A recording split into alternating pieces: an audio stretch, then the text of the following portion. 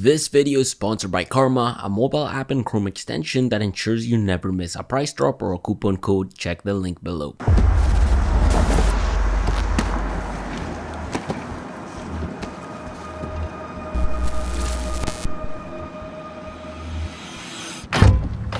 iPhone 13.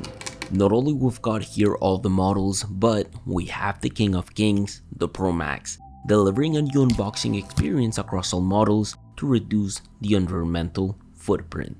Like last year, we've been delivered a very similar unboxing experience, but this year we have Sierra Blue, different from the blue that comes on the 13. Although coming from the SX Max, the 13 Pro Max feels like an absolute monster because it is the heaviest iPhone ever made at 240 grams. The notch is 20% smaller in width compared to last year on a dynamic 120Hz ProMotion display, 25% brighter, which allows you to use cinematic mode, its 77mm telephoto lens, the biggest wide-angle lens ever, and a macro photography feature. All remained to be tested.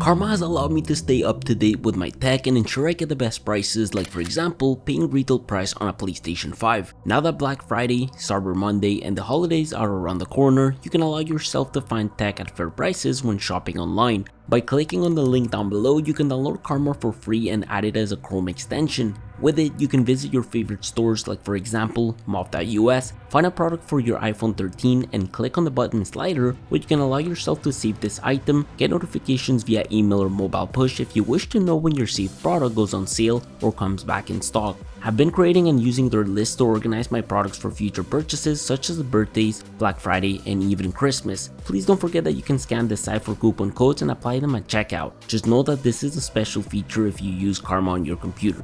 You can also shop from select retail partners where you will receive cashback by activating the Karma Gifts feature. Don't forget to download Karma for free using the link in the description down below. Thank you Karma for supporting the channel.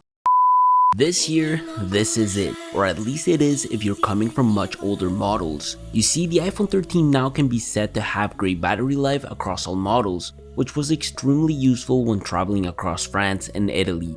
After we spent countless amount of hours with both devices, here's my review on the 13 Pro Max and the 13. For starters, the most obvious differences are size and ProMotion. To the naked eye, the Pro Max does feel a lot smoother when going through content, and it is extremely noticeable if you are comparing screens to the iPhone 13. Although, as of now, not all apps seem to support ProMotion, and it's very important to notice that Apple have built a screen which delivers 12 different adaptive variable refresh rates depending on the content you are consuming.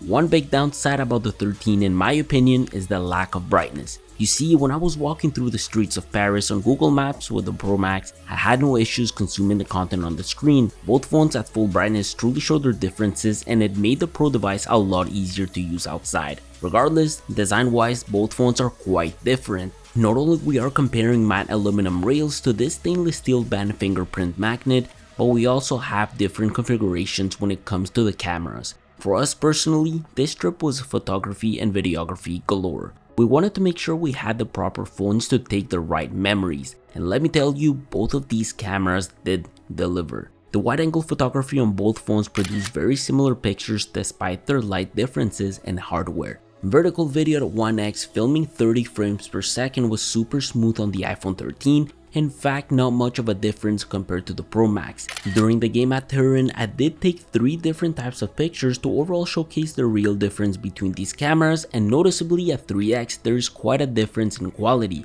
One thing that I really wanted to show you is the sensor shift optimization. Now that all models are equipped with it, both phones do truly seem to deliver the same performance. Also, I honestly was mind blown during the PSG game with the telephoto quality the Pro Max is able to deliver while filming 4K. I did post a selfie with a 7-megapixel front face camera on my Instagram and the picture quality was great. Overall, it almost feels like both of these phones can truly be primary cameras to create YouTube content. Now, as awesome as it is that the Pro Max delivers a 15x digital zoom, it truly doesn't produce the best picture quality at all. So if you happen to be really far away from objects, this just isn't it. However, face tracking when taking vertical or horizontal pictures is just on point even with the iPhone 13, so I have to give that to both phones. Now, on the other hand, night mode on both of these was actually great and surprisingly produced great pictures for a 12 megapixel camera.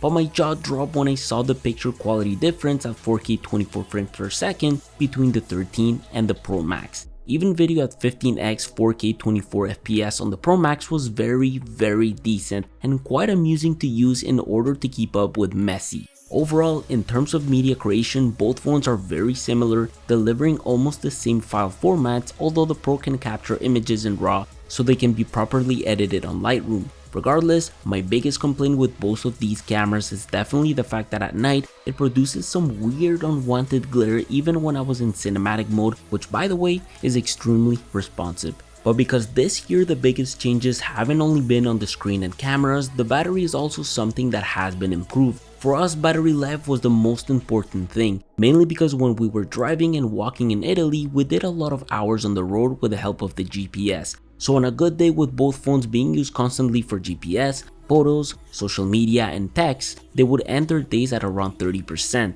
Just know that because of the screen brightness the Pro had, it was the phone that kept being used the most in the car. In any case, whether I was taking pictures in Versailles, using portrait mode at Louvre, texting or using their GPS system, both of these phones did last quite a while throughout their days. Even the iPhone 13 on a 4-hour drive listening to music in the car, it was able to do it super easily, allowing us to drive back to the airport and bring us back home safely.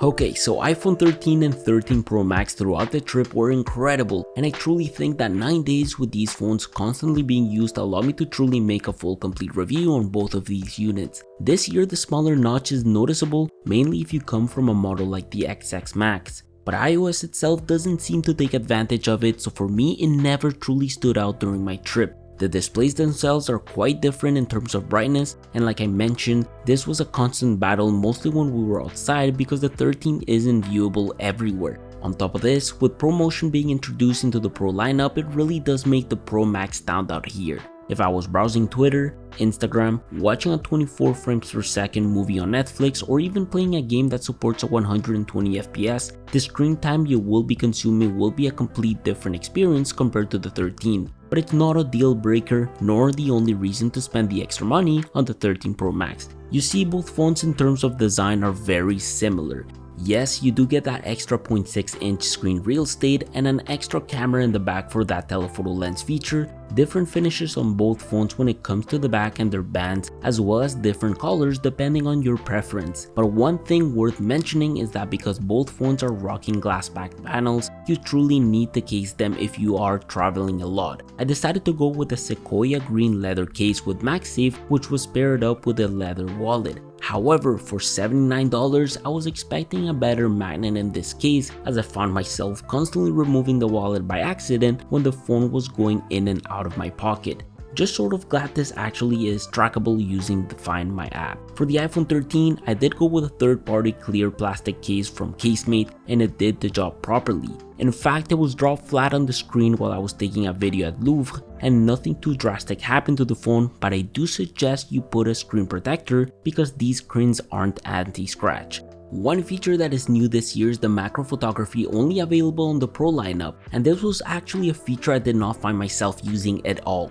Actually, the current demo you are watching was taken at home after I came back from my trip. I mean, don't get me wrong, being 2 centimeters close to objects and being able to display a very sharp image is extremely awesome, but in the everyday today when traveling, it's just not a mode I found myself using. Now, like I mentioned before, at night I did struggle a lot with the glare both of these set of lenses produced. Diving into a few pictures we took, you see there are constantly these little sets of dots everywhere. These appeared in video a lot at night in places where there were a lot of lights. although I did try constantly to reproduce the glare even when testing the optical and digital zooms on the Pro Max, and I was never truly successful. I did eventually get distracted and started competing against the cameraman beside me. Quite fun.